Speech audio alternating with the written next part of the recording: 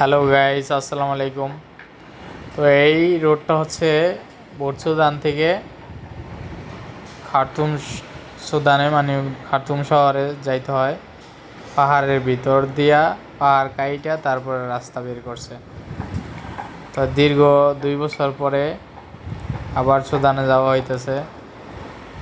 বিষয়টা হইলো কি, দেখেন, যুদ্ধের পরে কিন্তু এই রোড গার্ড দিয়ে কিন্তু বাংলাদেশি আর ঢুকতে পারে নাই। এখন 2025 সালে আবার বাংলাদেশি ঢুকতে পারতেছে। তো বর্তমানে খার্তুম শহরে কিন্তু এয়ারপোর্টে বিমান চলাচল বন্ধ। তো আমাদের সুদানে নামাইছে বিমান এয়ারপোর্টে, মানে সুদানে, তারপরে এখন খার্তুম শহরে যাইতে হইতেছে। তো সুদান কিন্তু আশা করি আবার স্বাভাবিক হয়ে যাবে। তো স্বাভাবিক হইলে কিন্তু আবার বাংলাদেশিরা ঢুকতে পারবেন। তো এই হলো আমার মুঠোফোন দিয়া একটু ভিডিও ধারণ করলাম।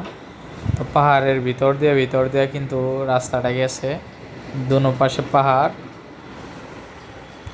তারপরে রোডটা ঢুকছে। তো এই হলো কথা, ঠিক আছে।